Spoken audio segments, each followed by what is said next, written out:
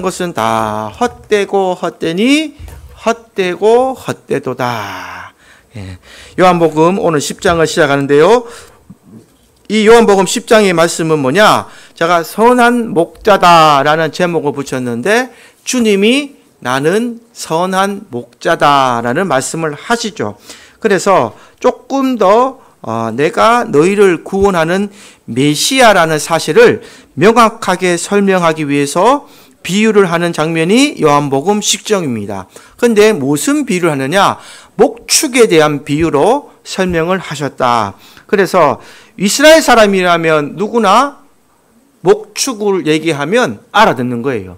우리나라로 말하면 지금 몽골 쪽이나 이런 쪽에는 다 목축을 하죠. 목축을 하기 때문에 그 사람들에게 양이다, 목자다 말하면 알아들을 수 있는 것처럼 이 이스라엘 민족들에게 예수님께서 나는 목축에 대한 비유를 하시면서 너희가 너희를 위해서 생명을 내어놓을 수 있는 그리스도다, 메시아다, 이 사실을 오늘 요한복음 10장에서 말씀하십니다. 그래서 첫째는요, 도둑의 비유를 말하죠. 요한복음 1장의 말씀에 보시면 양을 치다 보면 양을 훔치는 도둑이 있고 그 양을 지키는 목자가 있다. 도둑과 목자의 차이, 이 얘기를 하고 있으면서 제가 1절을 한번 읽어드리겠습니다. 내가 진실로 진실로 너희에게 이르노니 문을 통하여 양의 우리에 들어가지 아니하고 다른 데로 넘어가는 자는 절도며 강도라 라는 표현을 쓰세요. 그래서 첫 번째 비유가 뭐냐면 절도와 강도의 비유를 하세요. 도둑과 목자의 비유를 하십니다. 다른 데로 넘어가는 자라는 말은 정상적인 방법이 아니다 이거죠. 우리가 문을 두고 담을 타넘으면 뭐라고 부릅니까? 도선생님 그러죠. 도선생님이라고 그러잖아요. 문을 통하지 않고 담을 넘어오는 사람은 도선생님 그러잖아, 그죠? 그래서 도둑을 비교하는 말씀을 하십니다. 그래서 문으로 들어가는 이런 양의 목자라, 2절에 그렇게 예수님이 말씀하십니다. 즉, 왜 이 얘기를 하셨느냐? 양의 목자는 절대로 불법을 행하거나 죄를 짓지 않고 순리대로 문으로 들어가서 양들을 이끌어낸다 이 말이에요. 그 말씀을 비유로 말씀하십니다. 그래서 3절에 보시면 목자의 특징을 얘기하죠. 문지기는 그를 위하여 문을 열고 양은 그의 음성을 듣나니 그가 자기 양의 이름을 각각 불러 인도하여 내느니라. 그래서 양들은요, 목자의 음성을 듣습니다. 목자의 음성을 들으면 어떻게 되느냐? 주인의 음성을 아는 거죠. 우리가 한국에는 양을 많이 안 키우지만 한국 사람들은 뭘 많이 키워요? 개 많이 키우잖아요, 개. 개를 말할 때 우리가 뭐라고 얘기합니까? 충성되다를 많이 하죠. 그리고 이렇게 길 가다가 아무리 큰 개도 무서운 개도 주인이, 이 개가 만약에 다른 사람 물어도 주인이 막 때리면 주인한테 덤빌까 안 덤빌까요? 안 덤벼요. 주인은 알아봐요. 그래서 지나가는 개를 물어 죽이고 이런 경우는 있어도 누가 그걸 뛸 수 있느냐? 주인만 뛸 수 있다니까요. 만약에 다른 사람이 그걸 뛰려고 그러면 그 사람도 또 물어버려요, 개는. 그러나 주인은 개는 알아본다 이 말이에요. 그래서 우리가 개라고 이해해도 나쁘지 않다. 왜냐? 우리는 주위에 이 양이 흔하지 않죠. 양은 흔하지 않지만 그 동물 중에 개는 충성된 동물이기 때문에 개는 양의 주인의 음성을 알아듣는다 이 말이죠. 그래서 예수님께서 이렇게 목축의 비유로 설명하셨다. 이게 중요한 거죠. 목축의 비유로. 왜냐? 유대인들에게 목축을 하는 민족들이기 때문에 이 비유를 하면 잘 알아듣기 쉽게 한다. 그래서 4절에 보면 주인의 뜻을 아는 양이라면 따라가게 되어 있다. 양들이 그의 음성을 아는 거로 따라간다. 이렇게 표현했어요. 그래서 저와 여러분은 주님의 양이 되기를 원하십니까? 그러면 주님의 음성을 듣고 주님의 길에 따라가는 저와 되기를 주님의 이름으로 축복합니다. 그래서 양들이 여기서 중요한 말이 있어요. 억지로 따라가는 것이 아니라 스스로 따라간다는 거예요. 스스로. 주님의 음성을 듣고 스스로 따라가는 그런 주님의 양이 되어야 된다. 이게 오늘 우리의 교회의 모습이 되어야 됩니다. 5절에 보면 타인의 음성을 알지 못하는 거로 타인을 따지지 않고 오히려 도망간다. 그래서 타인의 음성을 알지 못하는 거로 타인을 따르지 않고 오히려 도망가는 그 말을 하게 됩니다. 6절에 유대인들이 근데 이 비유를 알아듣지 못합니다. 예수의 음성이 들리지 않으면 성경을 읽어도 하나님의 말씀을 들어도 하나님의 복음의 메시지가 전해져도 알아듣지 못한다. 이걸 말하는 거예요. 왜냐? 그때 당시 유대인들은 예수를 어떻게 해요? 예수님을 자기들의 메시아로 인정하지 않았기 때문에. 그래서 지금도 그들은 메시아를 하나의 랍비로 생각합니다. 유대교는 아직도 선생이라 생각하지 예수를 우리의 메시아로 생각하지 않아요. 그래서 지금도 예수님을 알지를 못하는 거예요. 그래서 오늘 7절부터 다시 설명을 하는 겁니다. 7절부터 두 번째 설명을 하는데 좀 더 쉬운 설명을 하시는 거예요. 우리 7절을 다시 한번 본문을 읽어보겠습니다. 7절 시작. 그러므로 예수께서 다시 이르시되 내가 진실로 진실로 너희에게 이르노니 나는 양의 문이다. 에고에미 표현이 또 나오죠. 나는 뭐다? 신적인 의미가 나오는데 뭐라고 말씀하셨느냐? 나는 양의 문이라는 표현을 써요. 그러면 양의 문이라는 말이 뭐냐면 양들이 왔다 갔다 움직이는 문이다 이 말이에요. 양들이 문으로 왔다 갔다 그러지 양들은 담을 타넘어서 다니지 않습니다. 그래서 양의 문이다. 즉 나를 통해서 들어갔다 나갔다 한다 이 말이죠. 다시 이르노니 이게 두 번째 비유다 이 말이에요. 그래서 이제는 대놓고 말씀하시죠. 내가 양들을 바른 길로 인도하는 무리라면 너희들은 울타리에서 넘어도는 도둑이고 강도다. 이 도둑과 강도는 누구를 비유했을까 그러면요. 이 시대의 유대인들과 바리새인이다 이 말이에요. 유대인들과 바리새인들에게 너희는 도둑이고 강도다라는 말씀을 합니다. 자, 8절 한번 읽어보겠습니다. 시작. 나보다 먼저 온 자는 다 절도요 강도니 양들이 답지 아니하였느니라. 그러니까 나보다 먼저 온 사람이 다 누구라는 거예요? 절도고 강도다 이 말이에요. 바리새인들과 이 유대인들이 뭐라고 했느냐? 예수님을 다 믿지 못하고 예수님에게 멸시하고 또 예수를 잡아 죽이려 하고 결국은 못 박아 죽이잖아요. 그러니까 결국 이들은 도둑이고 강도들이다라는 말씀을 하십니다. 그래서 9절에 말씀하시죠. 내가 문이니 누구든지 나로 말미암아 들어가면 뭘 받는다? 구원을 받고 또는 들어가며 나오며 꼴을 얻으리라. 아주 중요한 핵심을 말씀하십니다. 우리 9절은 다시 한 번 더 합독해서 읽어보겠습니다. 시작. 내가 문이니 누구든지 나로 말미암아 들어가면 구원을 받고 또는 들어가며 나오며 꼴을 얻으리라. 할렐루야. 예수님을 따라가면 두 가지 큰 복을 받는다 이 말이에요. 두 가지 큰 복. 첫째는 뭘 받아요? 구원을 받고 두 번째는 꼴을 얻으리라. 이게 영육간의 복을 받는다 이 말이에요. 영육간에. 육은 꼴을 얻고 영은 어떻게 돼요? 구원을 받는 이런 영육간의 큰 복을 누가 줄 수 있느냐?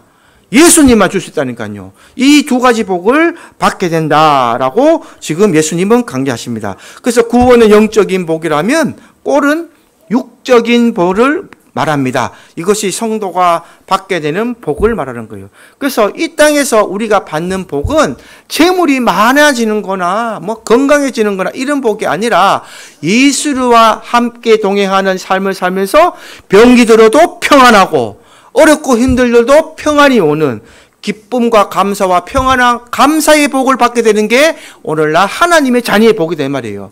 마음이 평안하면 어떻게 될까요, 여러분? 마음이 평안하면 있던 질병도 떠나갑니다. 우리 모든 병의 근원은 뭐라 그래요? 현대인들은 스트레스를 받고 살죠. 현대인들은 어떻게든 먹고 살아야 되고 세상적인 기준으로 보면요. 이 세상의 쳇바퀴는 숨 쉴 수 없는 빠른 톱니바퀴로 흘러갑니다. 그들에는 평안이 없고 쉼이 없고 어떻게든 경쟁의 사회에서 이겨야 되고 뭔가 성취를 해야 되고 이런 이 긴박한 생활 속에서 살아가지만 예수 안에 들어오면 모든 것이 평화가 되고 쉼이 얻는 거예요. 왜냐? 예수님이 우리와 함께 해주시고 또 어렵고 힘든 이 세상 속에서 예수와 함께 살다 보면 우리는 무슨 소망을 가지느냐? 영생의 소망을 가지기 때문입니다. 즉 구원은 영생이란 말이거든요. 세상 사람들은 이 땅에서 어떻게 살고 이 땅이 끝이기 때문에 이 땅에서 올인을 합니다. 그 삶을 살아가면 살아갈수록 그게 고난이 되고 힘듦이 되고 여러분 지금도 젊은 부부들이 많이 결혼을 하지 않지만 많은 부부들이 이혼을 하잖아요. 그리고 조론이라는 것도 하죠. 삶먹고 살아니까 또 조론까지 해요. 지금 세대가 이렇게 많이 헤어짐에 더 익숙한 세대가 되어버렸습니다. 이게 왜 그러느냐? 내가 더 손해다. 내가 더 뭔가 너보다 더 노력했다. 이런 생각을 가지게 되면 그 관계는 깨진다 이 말이에요. 여러분 부부 생활도 예전에는 다 어떻게 살았냐면 아버지는 밭에서 열심히 일을 하고 자녀들을 위해 희생했고 어머니는 또 집에서 자녀들을 키우면서 많은 희생을 했지만 서로 네가 많이 했니 내가 많이 했니 하는 세대는 많이 적은 세대였습니다. 이해가 되시죠? 서로가 자기 맡은 데서 이해하고 서로 사랑하던 세대였는데 또 부족하더라도 이해하고 넘어가는 세대인데 지금은 그런 세상이 아니라는 거예요. 왜냐? 개인주의가 강해지고 또 자기의 힘든 점을 더 말하는 그런 세상을 살다 보니까 어떻게 되냐? 평안이 없고 기쁨이 없어요. 이 세상 살아가도 기쁨이 없는 거예요. 내가 열심히 해서 일했는데 니는 뭐 했노? 니는 좀 더 해야 안 되나?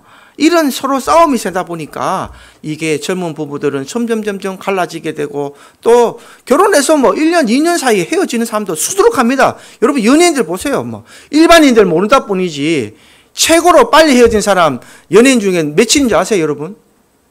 3일 만에 이혼한 사람 있어요, 결혼해서. 그래서 왜 이혼했냐 물어보니까 이제 그 연예인이 누군지 이름은 기억 안 나요. 왜 이혼했냐 물어보니까 신혼여행 가서 확 깨달아요.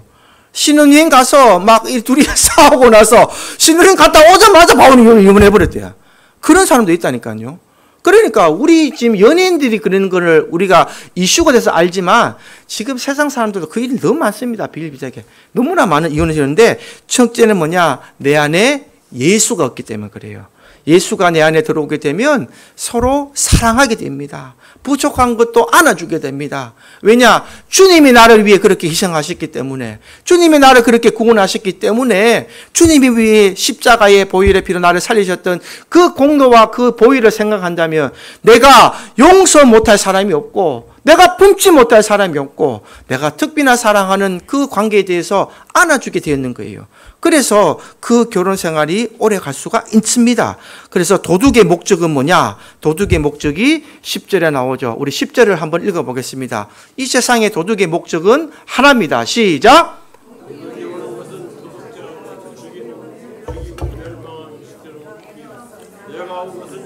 생명을 얻게 하고 더 풍성히 얻게 하려는 것이다. 제가 왜 앞에 이렇게 결혼 얘기 쭉 했냐면요. 이게 여러분 한꺼풀 더 겪어보면 누구의 전략이냐? 사탄의 전략이다 이 말이에요. 사탄의 전략. 사탄은요 하나 되는 거 제일 싫어합니다. 사탄은 흩어져 줘야 되고 예수 믿는 거 제일 싫어하고 행복하게 잘 살고 아웅장웅 사는 거를 싫어한다니까요. 사탄은.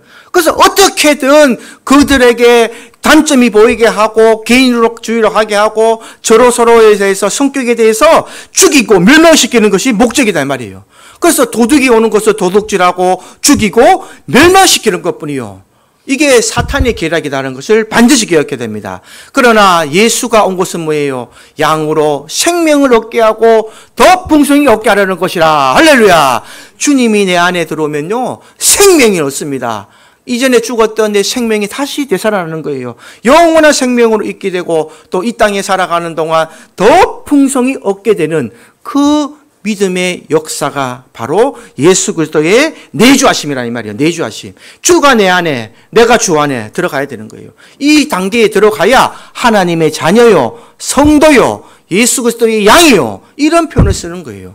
그래서 세상들과 구별된 방법을 살아라. 그 방법을 하나님께서 강조하신 거예요. 내가 거룩하니 너희도 거룩할지니라. 구별된 방법으로 살아라 이 말이에요. 이 말을 하나님께서 계속하시고 예수님도 말씀하십니다. 그래서 세 번째로 뭐라고 말씀하시느냐? 나는 선한 목자다라는 말씀을 합니다. 오늘 중요한 키포인트가 되죠. 11절, 12절을 함께 우리 합독해서 읽어보겠습니다. 시작!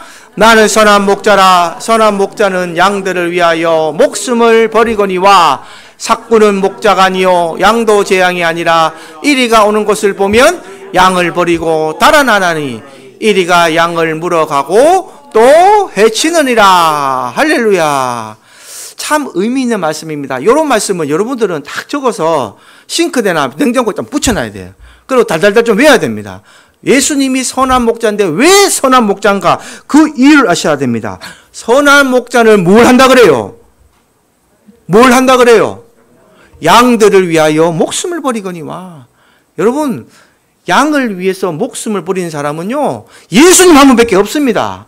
이 땅에 어떻게 대단한 사역자도 목사도요, 양들을 위해서 목숨 버리는 사람 과연 몇 명이나 되겠는가, 있겠는가라는 생각을 합니다. 그 착각하지 말라는 거예요. 목사도 사람이고 사역자도 사람이고 그 목사가 여러분을 구원해 주는 게 아니라니까요. 진짜 여러분의 머리는 누가 돼야 되는가? 예수 그리스도가 돼야 된다는 거예요. 그러니까 자꾸 낙심하고 실망하고 분쟁이 일어나고 교회에서 싸움이 그렇게 해서 일어나는 겁니다. 예수님이 우리의 머리가 되고 교회에서는 예수가 머리가 돼야 됩니다. 그래야지 교회가 우리의 삶이, 저와 여러분의 삶이 영생을 얻고 또 풍성함을 얻는 삶으로 살아간다는 거예요. 내 안에 선한 목자가 예수가 돼야 된다니까요. 나는 선한 목자다 말하는 것은 예수님이 말씀하셨던 이 의미가 뭐냐면 너희는 나를 믿고 따라오라 이 말이에요. 나를 믿고. 그럼 예수님이 어디 계십니까? 하나님이 어디에 계셔요? 말씀 속에 계신다니까요. 말씀 속에 계시는 거예요. 하나님이, 예수님이 말씀에 모든 것을 다 기록해 놨기 때문에 이 말씀을 믿고 듣고 깨닫고 따라오라. 이게 바로 하나님의 자녀의 모습입니다. 삭구는 뭐라고 그럽니까? 삭구는 목자가 아니요 재앙이 아니라 이리가 오는 것을 보면 양을 버리고 달아나나니 이리가 양을 물어가고 또 해치느니라. 이런 말씀하는 거예요. 얼마나 중요한 말씀인지 압니까? 여기서 삭구는 이 당시로는 당시 이스라엘 지도자들을 말합니다. 여러분, 제가 최근에 본 책 제목 중에 제 마음과 심령을 울리는 책 제목이 있었습니다. 그 책 제목이 뭔지 아세요? 그들이 교회를 떠나는 것이 아니라 리더자를 떠나는 것이다. 이런 책 제목이 있더라고요. 그 책 제목만 딱 들어봐도 알겠죠. 무슨 내용인지. 많은 사람들이 교회를 선택해서 교회를 가는데 교회 속에서 리더자들의 잘못된 모습과 리더자들의 잘못된 그 상처받은 영혼들이 교회를 떠나고 있다는 거예요. 교회를. 그래서 교회를 떠나는 것은 이 양들이 리더자의 모습, 그런 것을 보면서 교회를 떠난다. 이런 얘기를 책을 누가 쓰셨더라고요. 여러분, 정말 혹시 이 얘기를 그냥 교회의 목사가 그랬겠지, 교회의 전도사가 그랬겠지, 이렇게 사역자로 근한시키지 말고 한번 이 말씀, 이 책 제목을 여러분 심령에, 여러분 가정에 한번 접목시켜 보시겠습니까? 내 가정에서, 내 주위에서 내가 나의 잘못된 모습으로 인해서 내 자녀가, 내 친척이 교회를 떠나고 있다. 교회를 나오지 않는다. 한 번쯤 이렇게 바꿔서도 우리가 접목을 시켜봐야 될 대목이 됩니다. 우리 믿는 자들이 이렇게 선한 목자를 품지 못하면요, 하나님 말씀대로 삶에서 이 모습이 안 나타나면 제일 먼저 안 따라오는 사람이 누구냐? 믿는 사람의 자녀입니다. 왜냐? 아버지가 말은 잘 전하는데 하는 모습과 가정에서의 모습과 자녀가 배워봤을 때의 그 모습을 보면 예수 믿는 사람 아니거든요. 자녀들은 제일 잘합니다. 왜냐? 부인이 제일 잘 알아요. 말씀대로 살지 않고 말씀대로 교회를 다닌다고 하지만 정작 그 삶의 모습에 표본이 안 되는데 자녀들은 절대 안 따라옵니다. 아버지 말하고 모습이 다른데요, 뭐. 그래서 많은 교인들이, 많은 젊은 자들이 떠난다. 청년들이 교회를 떠나고 있다. 안타까워하지만 정작 우리 리더자들의 모습은 바뀐 모습이 없는 거죠. 이거 한번 심각하게 생각해야 될 문제입니다.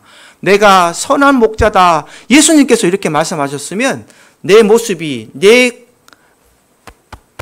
행동이, 내 성품이, 내 인격이 가정에서도 직장에서도 또 사회에서도 그 빛을 발해야 되는 겁니다.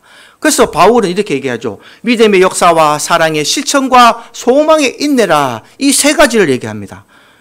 이게 세 개가 연결이 되고 이 세 개가 하나가 되어야 예수의 빛이 드러나는 거예요. 그냥 예수 믿는다, 예수 믿고 구원받았다. 지금 수많은 사람들이 아멘하고 구원받았다고 확신합니다. 그렇죠?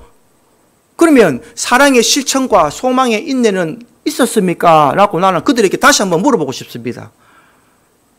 당신이 예수를 믿는 믿음의 역사는 있는 줄 모르겠지만 사랑의 실천과 소망의 인내는 있었습니까? 뭘 해서 사랑을 실천했고 뭘 해서 소망의 인내가 있었습니까?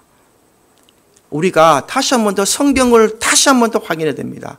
성경은 우리에게 이 세 가지 모든 것을 병합해서 끝까지 지키라고 얘기합니다. 그러나 믿음의 기준을 자신의 기준에 두지 말고 성경의 기준에 두시기를 꼭 당부드립니다. 성경에서 원하는 기준이 있어요. 그 기준에 도달하여야 우리는 선한 목자의 예수님을 우리의 가슴에 안고 또 구원의 길에 들어갈 줄 믿습니다. 그래서 15절에 이런 말이죠. 선한 목자의 사명이 바로 예수님의 사명이다. 15절 다 같이 한번 합독해서 읽어보겠습니다. 시작.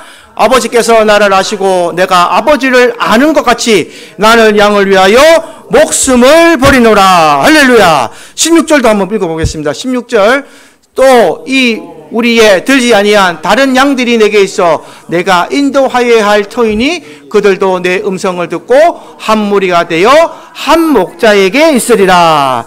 여기 이방인들이죠. 이방인, 우리의 들지 않은 다른 양들. 그래서 예수님이 양을 위하여 목숨을 버리신 것처럼 우리도 불쌍한 영혼들을 위해서 목숨은 못 버리더라도 우리의 삶과 시간이 그들의 구원에, 그들의 복음에 깨어있는 시간에 우리가 투자를 해야 한다는 얘기죠. 그걸 사랑의 실천이라고 얘기하는 거예요. 예수를 믿는다면 사랑의 실천이 있고 또 그만큼 하나님의 나라가 가까이 오지 않더라도 소망의 인내로서 참고 기다려야 된다. 이거를 오늘 반드시 기억하시고 돌아가셔야 됩니다. 그래서 이 예수님께서도 어떻게 하셨는가? 나도 스스로 순종하였다. 하나님의 말씀에 순종했단 말을 표현하십니다. 17절, 18절 한번 읽어보겠습니다. 목숨을 버리는 것은 그것을 다시 얻기 위함이니 이로 말미암아 아버지께서 나를 사랑하시느니라. 이를 내게서 빼앗는 자가 있는 것이 아니라 내가 스스로 버리노라.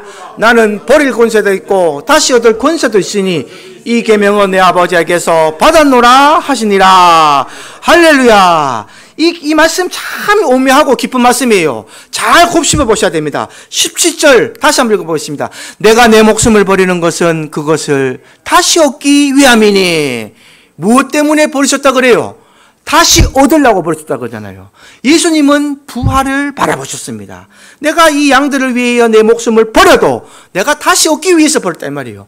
그러면 즉 이 말씀은요, 예수님에게 정복시키는 말씀이 아니라 오늘날 저와 여러분이 받아야 될 말씀이다 이 말이에요. 이 땅에서 내가 죽더라도 이 땅에서 내가 이 생명을 다시 얻기 위함이다. 이 삶을 살아가는 거예요. 왜냐? 이로 말미암아 아버지께서 나를 사랑하시느니라. 하나님이 기뻐하시기 때문에, 하나님이 이 행위에 대해서 사랑하시기 때문에 이런 삶을 살아라 이 말이에요. 이해가 되십니까? 예수님만 이렇게 사는 것이 아니라 여기에 내가라는 이 얘기에 저와 여러분의 이름을 넣어야 된다니까요. 내가 목숨을 버리는 것은, 내가 이 땅에서 희생하고 살아가고 실천하는 것은 내가 다시 얻기 위함이다 이 말이에요. 내 부활의 생명, 영생을 얻기 위해서. 왜냐? 이런 사랑의 수고와 실천과 희생과 봉사와 헌신이 있음으로 말미암아 하나님께서 나를 사랑하신단 말이에요. 이게 이해가 돼야 됩니다. 하나님이 나를 사랑하는 방법, 하나님이 나를 기뻐하시는 방법, 그 자녀의 옳은 모습을, 자녀의 권세를 얻으려면 이 실천과 모습이 있었냐는 거죠. 그래서 18절 읽어보세요. 뭐라고 말씀하시는가? 이를 내게서 빼앗는 자가 있는 것이 아니라 내가 스스로 버리노라. 예수님께서 스스로 버렸다는 거예요. 스스로 순종하시다는 거죠. 하나님이 기뻐하시니까, 하나님이 나를 사랑하시는 행위로 말미암아 내가 스스로 버렸다. 이거를 우리가 뭐라고 말하느냐? 순종이라 얘기하는 거예요. 순종. 아버지의 뜻을 알게 되면 내가 스스로 지켜나가는 거. 이걸 순종이라 그러니까요. 예수님께서는 안 해도 된다니까요. 말씀하시잖아요. 나는 버릴 권세도 있고 다시 얻을 권세도 있다는 말 하잖아요. 내가 해도 되고 안 해도 되는데 나는 이 계명은 아버지께서 받았기 때문에, 하나님이 나게 하라고 받았기 때문에 나는 스스로 버렸다는 자, 스스로 순종하였다. 이 말씀을 하고 계시는 거예요. 얼마나 심오하고 깊은 말씀인지 모릅니다. 그러면 예수 닮기 원하네 우리가 많이 찬송을 하죠. 그러면 이 모습도 닮아야 되는 겁니다. 예수님을 닮기 원함이라면 예수님이 죽기까지 아버지의 말씀에 순종하셨던 이 모습을 오늘날 저와 여러분의 신앙이 되기를 주님의 이름으로 축복합니다. 그래서 이거를 막 예수님이 말하니까 유대인들은 뭐라고 말하느냐? 예수를 모르는 사람들은 이렇게 표현합니다. 20절 읽어보겠습니다.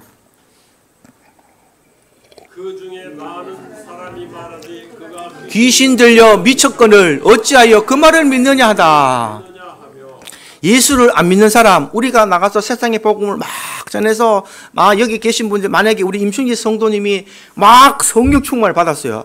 그래서 이전에 행하지 않던 학교에 가서도 예수 믿으세요, 예수 믿고 구원받으시다 막 한다면은, 아이고 우리 임충기 성도님 맞는 예수를 내가 믿겠습니다 하겠습니까? 저 교회 가더니만 미쳤네 가겠어요. 답이 나오죠.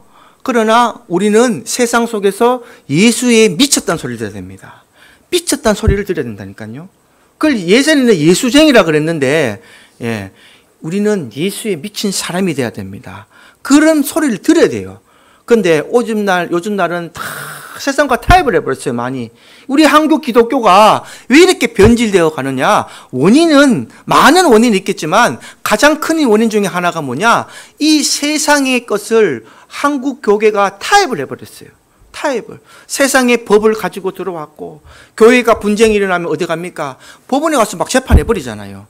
교회 안에서 서로 예수님 말씀으로 그거를 옳고 가름을 가려서 회개하고, 교회는 그렇게 하라고 고린도전서에 써놨는데, 지금 교회는 무슨 써납니까? 목사하고 성도라고 분쟁이 생기면 전부 다 세상 법정 가간다니까요. 법정에 가서 재판하고, 네가 잘했니? 목사가 잘했니? 성도가 잘했니? 결국은 막 분열되고 쫓아내고.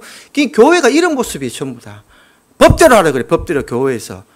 여러분, 교회가 법대로 하는 데입니까? 예수의 사랑으로 사는 데입니까?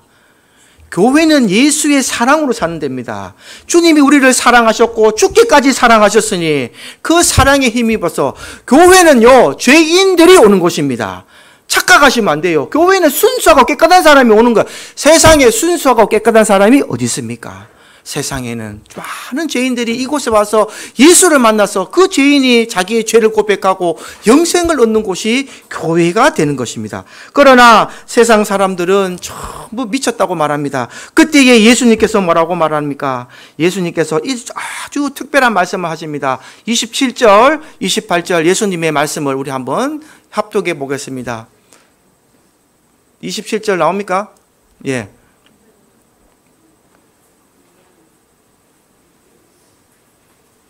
네, 27절 읽어보겠습니다. 시작. 내 양은 내 음성을 들으며 나는 그들을 알며 그들은 나를 따르느니라. 할렐루야.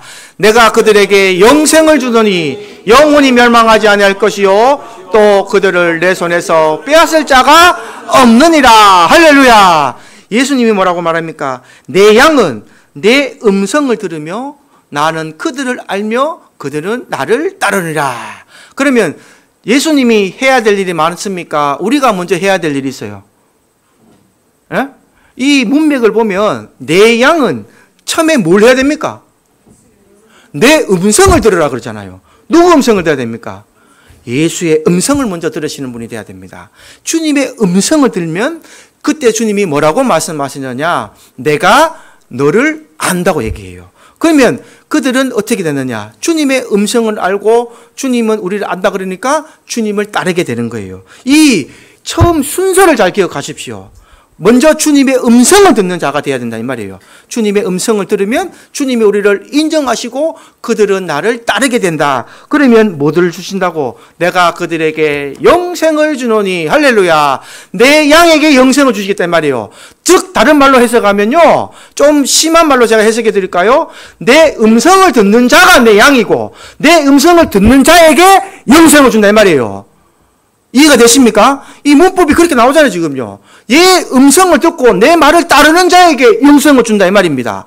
그러면 나는 영원히 멸망하지 않을 것이요 또 그들을 내 손에서 빼앗을 자가 없느니라. 그 말씀을 하고 계시는 거예요.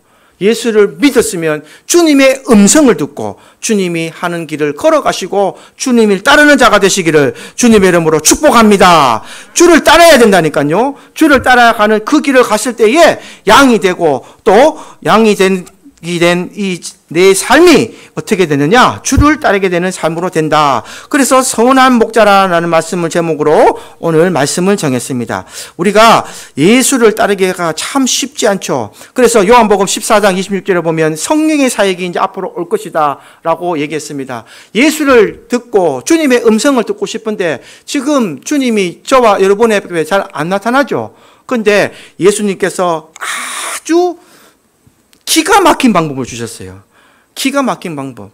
그게 뭐냐? 바로 성령을 주시다 이 말이에요. 성령을. 예수님이 한 분이 나타나셔서 계셔서 다 많은 사람을 볼 수 없지만 성령이란 영을 나타내시면서 수억억 명의 사람들에게 성령을 받는 은사를 주셨습니다. 얼마나 큰 은혜인지 모릅니다. 그래서 앞으로 성령의 사역이 요한복음 14장에 가면 나오는데요. 이 성령의 사역을 통해서 너희가 내 음성을 들으라 라고 말하고 또 세상에 힘들고 어려울지라도 너희는 나를 아는 장성한 분량까지 좀 자라달라 이걸 얘기를 합니다. 그게 오늘 에베소서 말씀이 기록이 되어 있습니다. 에베소서 4장 13절에서 15절 말씀을 한번 읽고 마무리를 하겠습니다. 에베소서 4장 13절부터 15절까지 합독하겠습니다. 시작. 하나님의 아들을 믿는 것과 아는 일에 하나가 되어 온전한 사람을 이루어 그리스도의 장성한 분량이 충만한 데까지 이르리니 이는 우리가 이제부터 어린아이가 되지 아니하며 사람의 속임수와 간사한 유혹에 빠져 온갖 교훈의 풍조에 밀려 요동하지 않게 하려 함이라. 오직 사랑 안에서 참된 것을 하여 범사에 그에게까지 자랄지라. 그는 머리니 곧 그리스도라. 할렐루야. 그리스도를 아는 데까지 자라라 그러잖아요. 자라라. 어린아이가 아니다. 그 하나님을 아는 애들을 믿는 것과 아는 일이 하나인데요. 온전한 사람을 이루어 그리스도의 장성한 분량이 충만한 데까지 이르라. 이게 너희의 모습이 되어야 된다. 이제 우리가 어린아이가 되지 아니하고 이제는 어떻게 돼요? 사람의 속임수와 간사한 유혹에 빠져 온갖 교훈의 풍조에 밀려 요동하지 않게 하려니 세상에 이런 교훈과 요동에 휘둘리지 마라 이 말입니다. 여러분 제가 말씀드리는 하나의 사상이 있는데요. 이 세상은 많은 종교가 있고 많은 흐름을 가는 것 같지만 딱 두 가지밖에 없습니다. 그리스도의 사상과 적그리스도 사상이에요. 예수로 하나가 되느냐 아니면 예수를 부인하는 세력이 되느냐. 이 적그리스도 사상이 많은 이단들과 많은 교훈과 여러분의 많은 눈속임을 사람들을 유혹하고 현혹하고 있다는 사실입니다. 진리는 하나밖에 없습니다. 예수 그리스도의 진리. 그 외에 모든 것은 적그리스도 사상입니다. 그래서 예수를 대적하는 사상과 예수님의 사상밖에 이 세상에는 존재하지 않습니다. 그 안에 많은 것들이 분배되어 있을 뿐이에요. 그래서 그게 우리를 물질로 속이기도 하고 또 세상의 아름다운 K문화, 저 아이들, 어린 아이들요, 지금 뭘 빠지느냐? 저 아이들이 첫 번째 뭐 빠지느냐? 이 휴대폰 중독이 돼 있잖아요. 게임에 빠지면은 눈을 못 뜨는 거예요, 그냥. 눈 뜨면, 근데 성인들도 똑같아요. 요즘 뭐 나 혼자 산다나 이런 연예인들 TV 프로 보면요, 눈 뜨자마자 아이들이 뭐부터 손에 가느냐? 휴대폰으로 가는 거예요. 뭐가 왔나? 메시지가 왔나? 뭐 좋은 소식이, 내가 잠자고 있는 동안에 무슨 소식이 있느냐? 현대인들이요, 이 휴대폰에 많이 매체에 지금 중독이 되었습니다. 그래서 그렇게 살아가다 보면 어떻게 됩니까? 내가 예수를 생각하고 주님을 바라볼 이 시간이 점점 줄어드는 거죠.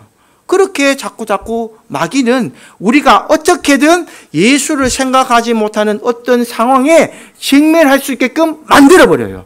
뭔가 바쁘게 만들고 뭔가 주를 찾는 시간에 주일날도 막 일하게 만들고 바쁘게 만들고 돈을 버는 일에 막 만들게 되면 사람이 어떻게 되느냐? 이런 교훈의 풍조에 밀려 요동하게 되는 겁니다. 하나님의 자녀들도 똑같다니까요. 하나님의 자녀들도 이런 모습이 되지만 우리는 어떻게 가야 되느냐? 오직 사랑 안에서 참된 것을 범사에 그에게까지 자라나는 이 몸. 사랑이라는 것은 제가 설명드렸죠. 아까도 사랑의 실천이라고.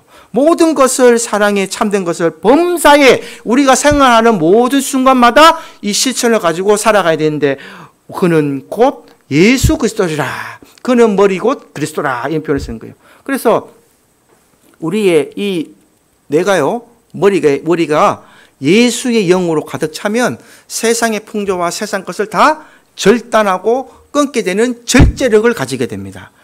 왜냐?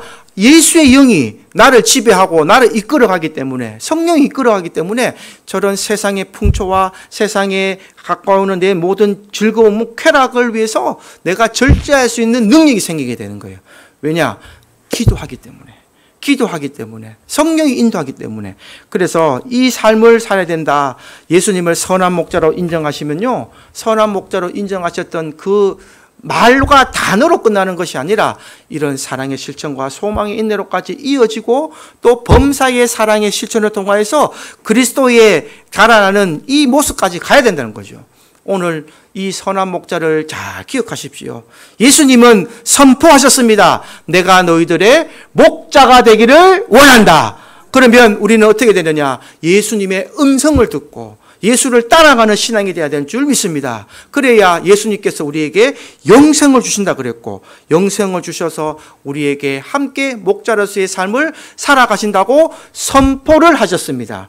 어떤 삶을, 어떤 선택을 하시든 간에 저와 여러분은 자유가, 의지가 있습니다. 그러나 선한 목자 되신 예수의 음성을 듣고 선한 목자가 오늘 나의 목자가 되시고 내 육신의 얼굴은 이 얼굴이지만 영적인 머리는 곧 예수 그리스도가 되어 주님의 인도를 따라 살아가는, 세상의 욕심을 다 이기시는 절제하는 삶으로 살아가는 저와 여러분의 모습이 될 수 있기를 주님의 이름으로 축복합니다. 찬송가 569장 찬송 드리겠습니다.